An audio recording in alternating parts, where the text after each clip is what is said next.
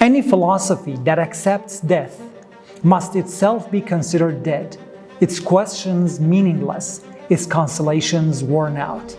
Alan Harrington, the Immortalist.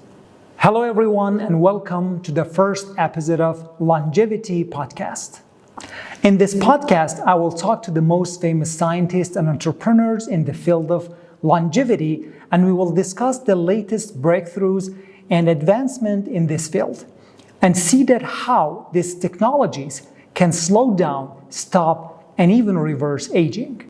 Today, in the first episode of this podcast, I have the honor to talk to Dr. Jose Luis Cordeiro, the Director of Millennium Project, Director of Humanity Plus, and author of the bestseller book, The Death of Death. Mr. Cordeiro studied at Massachusetts Institute of Technology in Cambridge, where he received his Bachelor of Science and Master of Science degrees in Mechanical Engineering.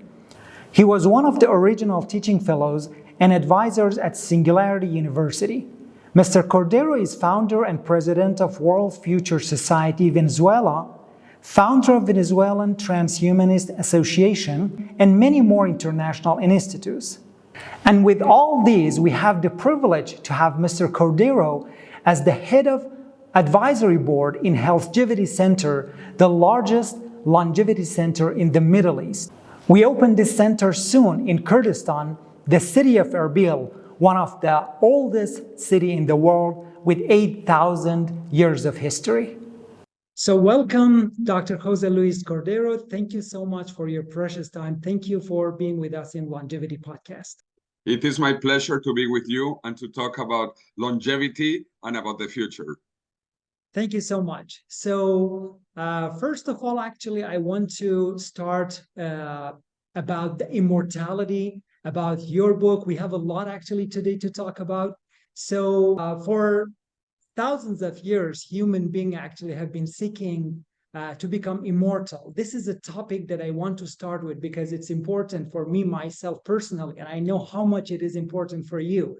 So I want to know that what are some philosophical backgrounds and roots that human being from the beginning is seeking, let's say, this kind of, I don't know, really, it's a quest, what are first the philosophical roots and why human in all cultures, in all countries around the world, they have this, even though some people today see it very strange, actually, thing and quest, but we have had that from the beginning with human. Can you please start with that?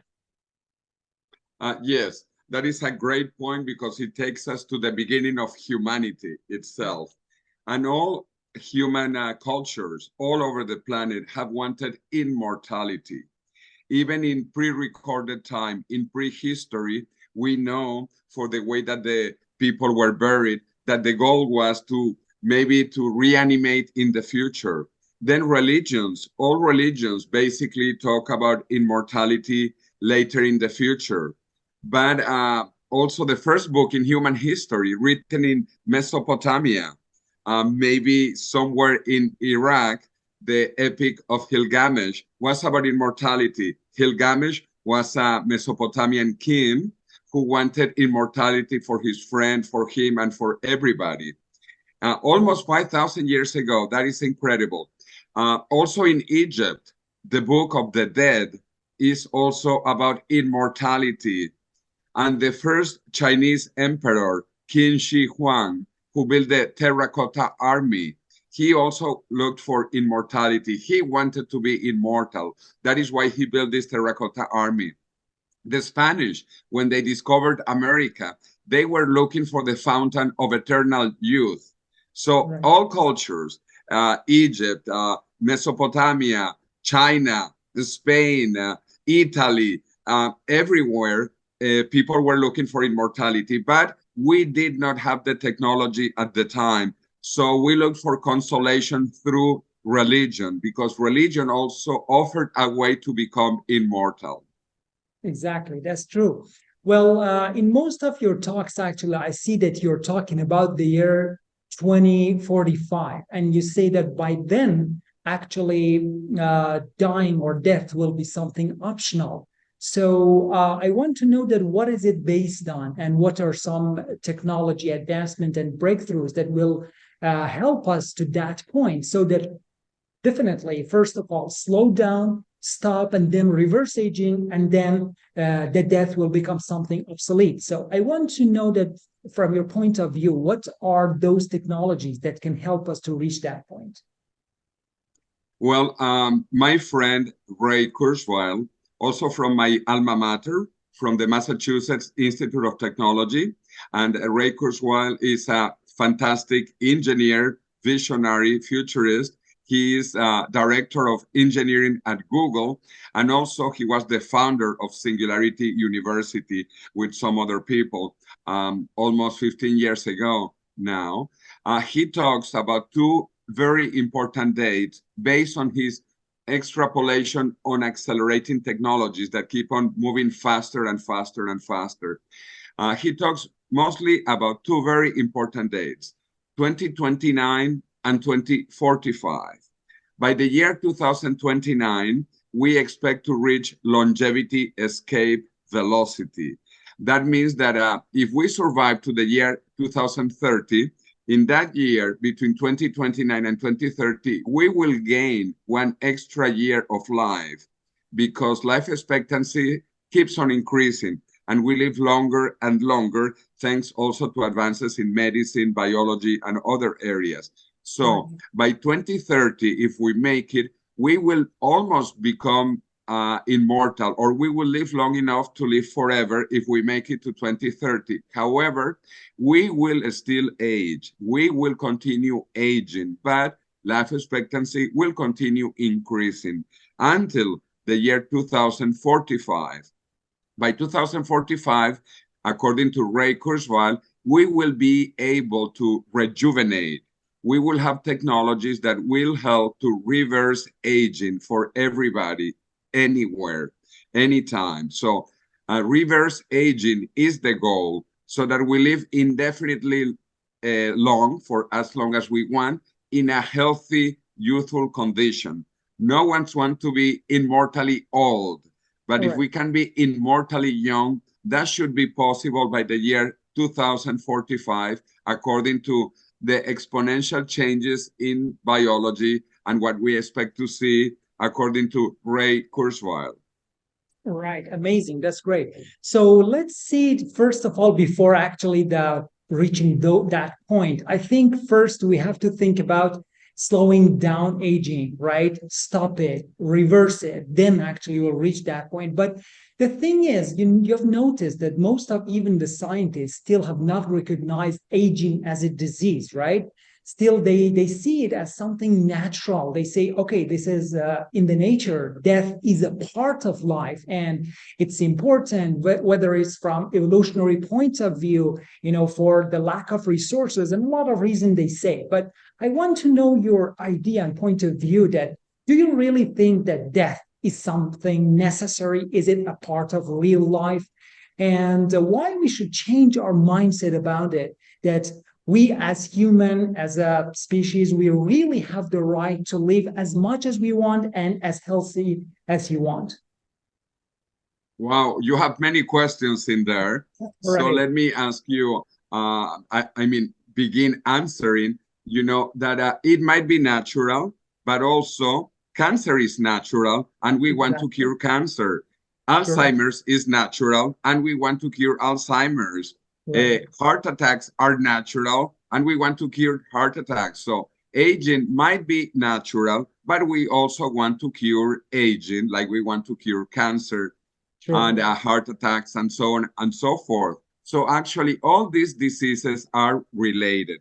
And the main driver, the major risk factor is age.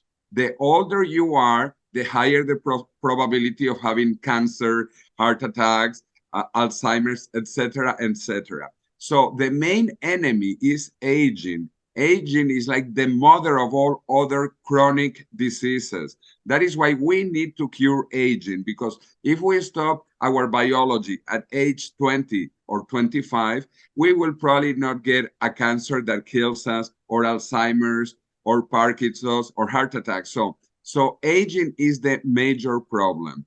It might be Yeah. natural. We don't care, like we don't care if cancer is natural. We want to cure it.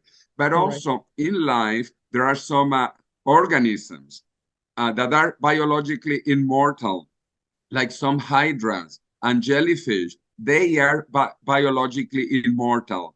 This doesn't Exactly. mean that they don't die. It means that they don't age, that they don't grow old and die.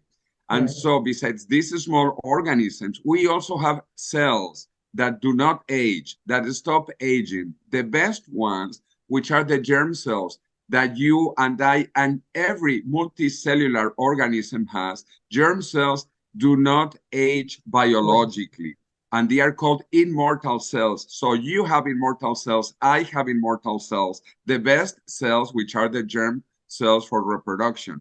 We also have bad cells that discover immortality, like cancer. Cancer cells are mutant cells that stop aging. That is why we need to kill cancer, because cancer cells do not age and they grow and they reproduce and they go throughout the body. So cancer cells discover immortality. The proof that immortality is possible is that it already exists in nature.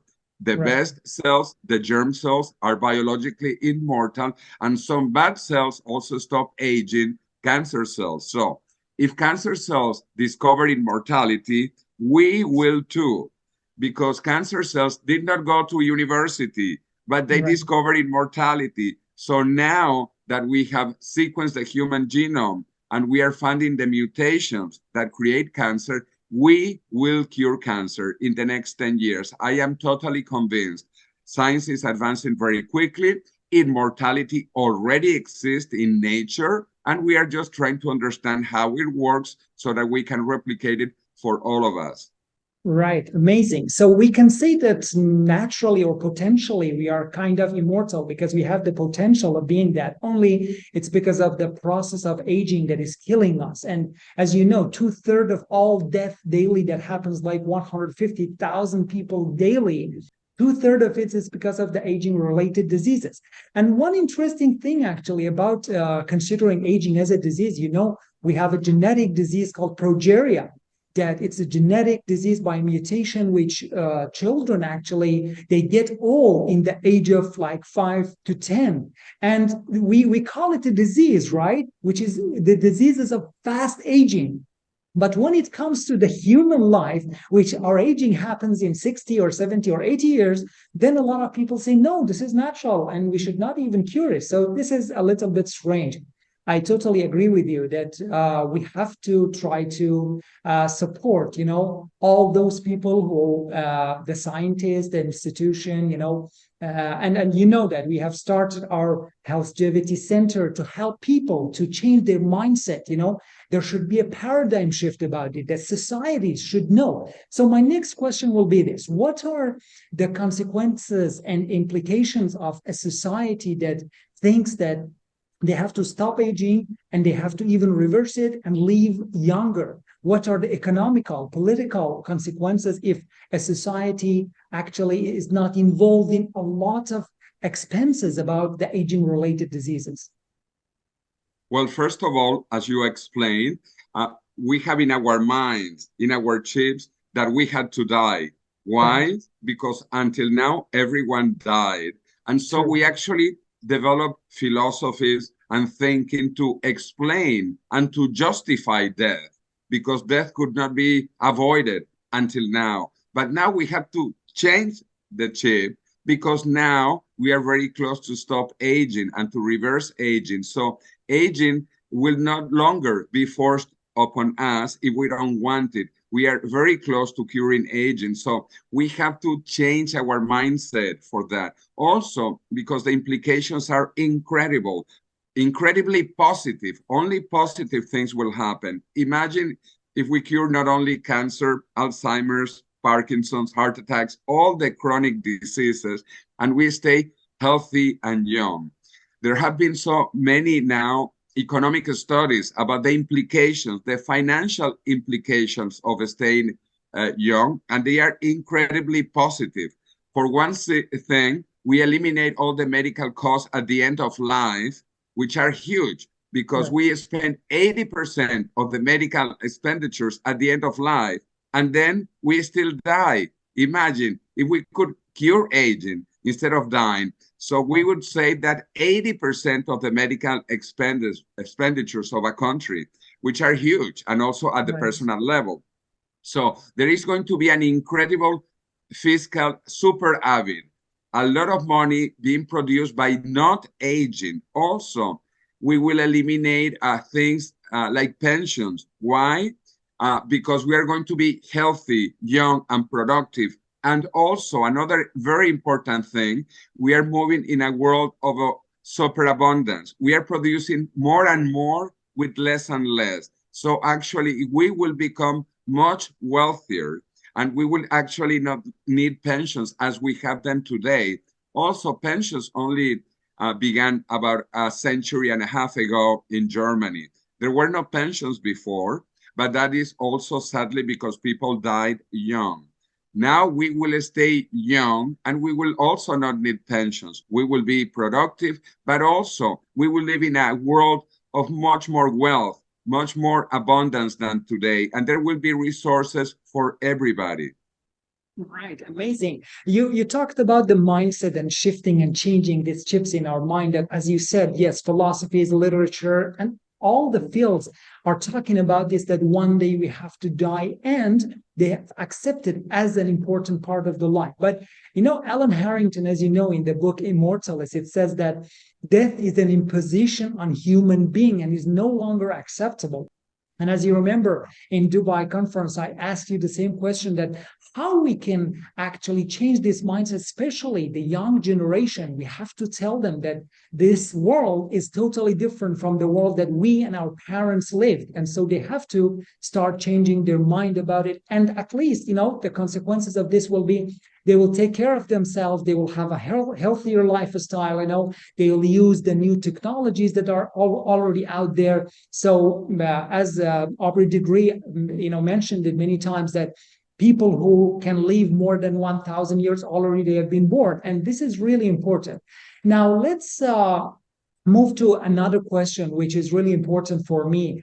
And actually, next month we are going to have a business seminar for investors, for people who are in the business world. And we want to tell them that the next big business in the world will be longevity industry.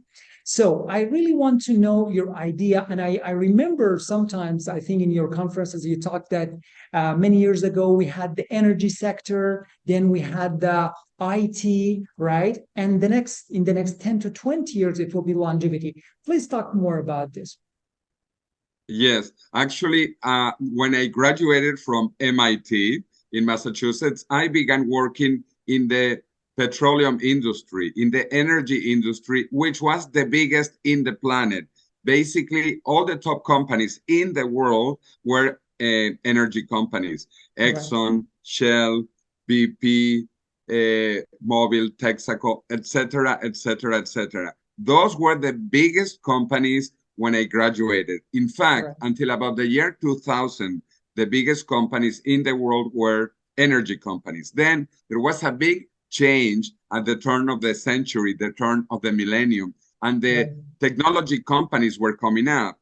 And right now, the biggest companies in the world, they are all technology companies: Apple, Google, Facebook, Amazon, also in China, Baidu, all these big companies, all technology related. But in the next 20 years, the biggest companies in the planet will be longevity